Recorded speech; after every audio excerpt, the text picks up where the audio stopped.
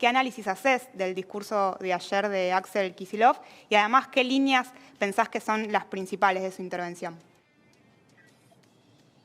Bueno, me parece que el gobernador ayer fue sumamente claro, ¿no?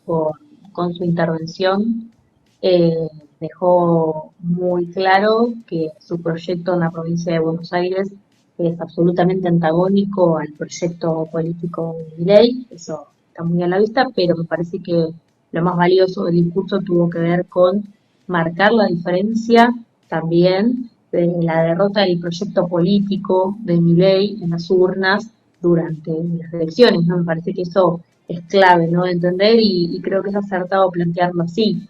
Las dos oportunidades que Milei, bueno, los candidatos a gobernadores de Milei y Milei en tanto candidato a presidente perdió en las elecciones de la provincia de Buenos Aires, tanto en la PASO como en la primaria como en el balotaje. Entonces, bueno, me parece que es claro que un gran puñado de bonaerenses no está buscando un horizonte de menor presencia estatal, de ajuste, de licuación de los salarios, de privatización y de narcocapitalismo absoluto, que es un poco lo que nos plantea Milei a nivel nacional, y cómo buscar esa concordancia, ¿no? Entendiendo que, bueno, lo que siempre decimos, no lo votaron para ser rey, lo votaron para gobernar, para ser presidente, y es una probada lo que estoy diciendo, pero me parece que es así, la política es consenso eh, y es búsqueda de acuerdo incluso con aquellos que no piensan exactamente igual, ¿no? Sobre todo en una provincia tan diversa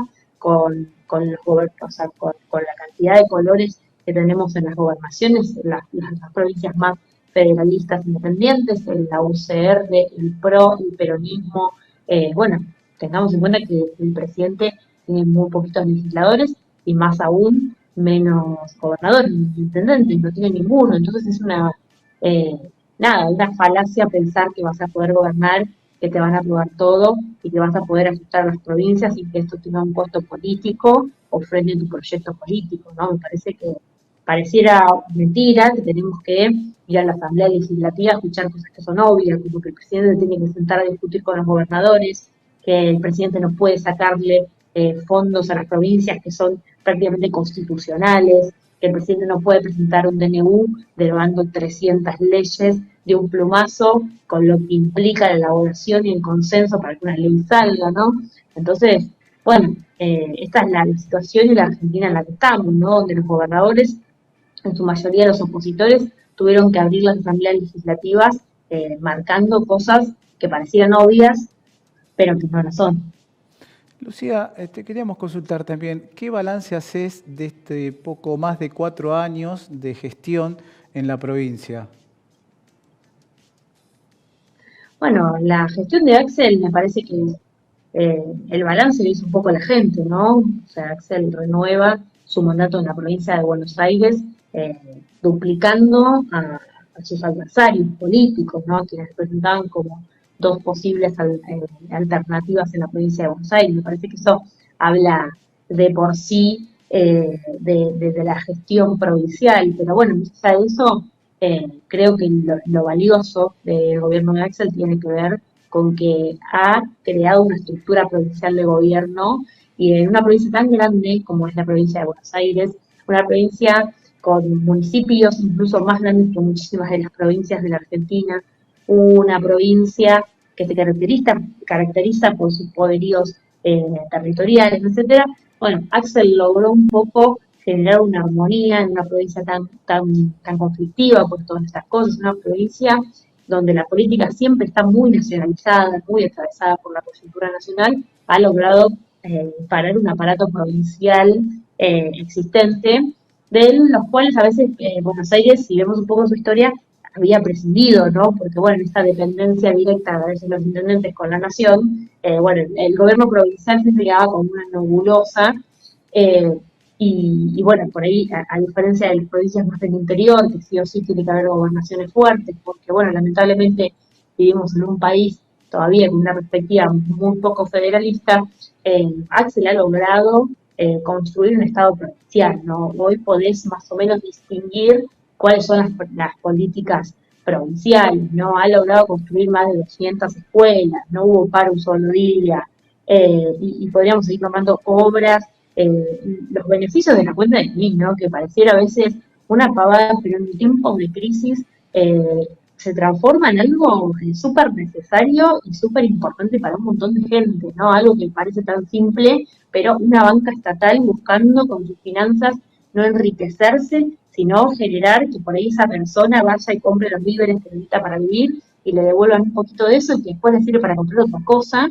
Y parece que no, pero eso está generando también en la gente cierto alivio, ¿no? Incluso la gente que no lo votó a Axel y busca las promociones de la cuenta de PIB porque le Sí. conviene. Bueno, un montón de cuestiones que hacen a la estructura provincial, líneas de crédito a pyme, bueno, podríamos seguir, pero bueno, creemos que la gestión de Excel es muy buena y bueno, hay que defenderla también de un embate tan grande que va a sufrir, porque bueno, ya sabíamos desde antes que la coparticipación era injusta para la provincia aporta un 39% de la coparticipación general y recibe solamente el 22%. Bueno, ahora encima le van a sacar los fondos que le correspondían, como el FOFI, el Fondo Nacional de Incentivo Educativo, fondos que hacían realmente a una provincia que a pesar de ser la más austera de todas, si vemos los empleados que tiene la provincia de Buenos Aires por habitante es la que menos tiene de todo el país, bueno, es una provincia que cuesta mantener y que tiene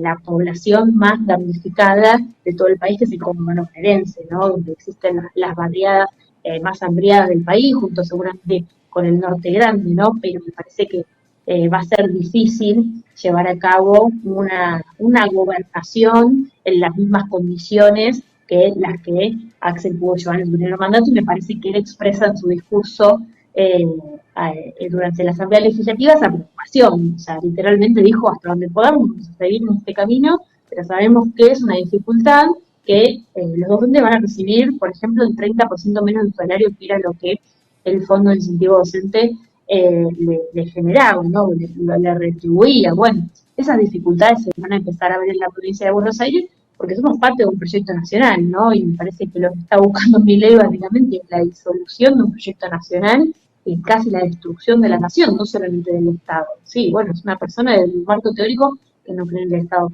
Tampoco cree en la nación, porque estas políticas atentan fuertemente contra la idea de un país unificado, y de su soberanía, de sus recursos, etcétera, pero sobre todo de su idea como nación. Lucía, vos ahí estabas describiendo un poco el contexto, el grave contexto que se está dando en este momento. ¿Qué ejes pensás que debe abordar en ese sentido la legislatura provincial? Parece que la legislatura provincial, como lo ha hecho estos últimos 4 años, yo estoy hace 2, pero entiendo que antes de mi ingreso también venía siendo eso, un apoyo hacia la gobernación. Me parece que es un ámbito propicio para discutir muchísimas cosas y herramientas que son necesarias para en este momento tan difícil. Lo hemos hecho a principio de año cuando votamos el aumento de algunos impuestos provinciales, porque y también el presupuesto, la prórroga del presupuesto 23, porque obviamente con los números que se avecinaban y con los ritmos inflacionarios de la Argentina, puede ser imposible mantener cualquier estructura provincial. Cuando hablo de estructura provincial no me refiero a sueldos de ministros, ni de secretarios, ni de subsecretarios, ni sueldos de la gente que trabaja en la gobernación. A ver, la provincia de Buenos Aires le paga el sueldo a los docentes, a la policía y a los médicos, porque la salud, la seguridad y la educación son competencias provinciales de la reforma del 94 en adelante. Entonces, me parece que hay que entender, ¿no? lo que implica mantener una estructura provincial, la cantidad de plata que eso significa, y en este momento tan complejo requirió obviamente una suba de los impuestos, que nada, eso se vota una sola vez al año y después se rige todo el año, no pueden ser aumentos arbitrarios. Y votamos esa reforma tributaria entendiendo que iba a ser clave para que eso vuelva al bolsillo de los bonaerenses con más educación, con más seguridad y con más salud pública, ¿no? Me parece que eso es lo esencial. Lucía, en los últimos días viste que fueron atacadas por representantes del gobierno nacional, tanto Fernanda Miño como Natalia Saracho. representantes del Frente Patria Grande, militantes del Frente Patria Grande. ¿Por qué crees que se meten con las militantes que tienen gestión y también con aquellas que fueron elegidas representantes del pueblo? Bueno, está muy claro, ¿no? En el caso de Fer no es legisladora, creo que fue concejal en su distrito, pero no viene de tener un cargo electivo, sí viene de tener un cargo productivo muy importante en el Ministerio de Desarrollo Social, ahora Ministerio de Capital Humano, y me parece que es muy claro el ataque, ¿no? Me parece que, además de que a esta gente que hoy está en el poder, que tiene una mirada sobre los sectores populares eh, muy despectiva, ¿no? Obviamente, no creen que una persona de los sectores populares pueda estar a cargo de ningún área del Estado. Es una mirada clasista, horrible, pero que lamentablemente existe y hoy gobierna, eso es lo más lamentable de todo. Menos van a tolerar que una persona que viene de los sectores populares esté en el Estado y maneje la cantidad de recursos y de la forma que lo hizo Fernanda, ¿no? Me parece que eso es lo que nunca le van a perdonar, y eso, a ver, no pasa solamente con Fernanda, ha pasado con, por hacer una comparación, ¿no? A otras escalas, pero en Latinoamérica hemos tenido muchísimos líderes populares que vienen de la militancia popular, que son, digamos, ellos sujetos populares, Evo, Lula, etcétera, Francia Márquez ahora en Colombia, que han pagado los costos, ¿no? Políticos de haber ejecutado política para la gente, siendo personas que vienen de los sectores populares. Bueno, eso en menor escala está empezando a pasar ahora. Está empezando a pasar ahora porque también podríamos decir que es la primera experiencia, o una de las primeras experiencias de una secretaria de Estado que se dedica a urbanizar villas y vive en una villa, actualmente ella vive en una villa, y eso es un poco el ejemplo que choca, ¿no? Que una persona de barrio popular pueda manejar tanta plata, no haberse robado un peso y volver a vivir a su casa en una villa y no mudarse a un country como hacen la mayoría de los secretarios de Estado de todos los partidos políticos. Entonces, me parece que eso es un poco lo que molesta, incomoda, es un ejemplo irreverente el de Fernanda, pero detrás de eso, a ver, pasa la operación política toda la semana buscando algo que nunca existió, porque si no se hubiesen hecho las denuncias correspondientes, sale el mismísimo secretario actual de Milei, ¿no? El secretario de Massa o de Alberto Fernández, o sea, el secretario de Milei, a decir, esta es la secretaría que mejor funcionó durante todo el gobierno de Alberto Fernández. Entonces, cuando ya se cae y se desmorona una evidente operación política, vemos que sacan la mayoría del fondo, recortan muchísimo el fondo, ajustan el fondo que sostenía el FISU, ¿no? El famoso FISU. Y bueno, y te das cuenta de que siempre el objetivo fue denigrar una política, decir, che, esto es una caja de las organizaciones, como todo, en la mente de Milei y su gabinete, que es una caja de las organizaciones, en su forma de ver las cosas, ¿no? Obviamente, y terminar desguazando, ¿no? Instalar una mentira toda una semana machacando que Fernanda Niño es una corrupta que manejó un montón de plata y no hizo las obras correspondientes, y una semana después lo vacían prácticamente al fondo. Bueno, eso no es casualidad, ¿no? Ellos siempre tienen un objetivo junto a sus empleados, ya no diría periodistas, empleados de este nuevo gobierno que se dedica a operar.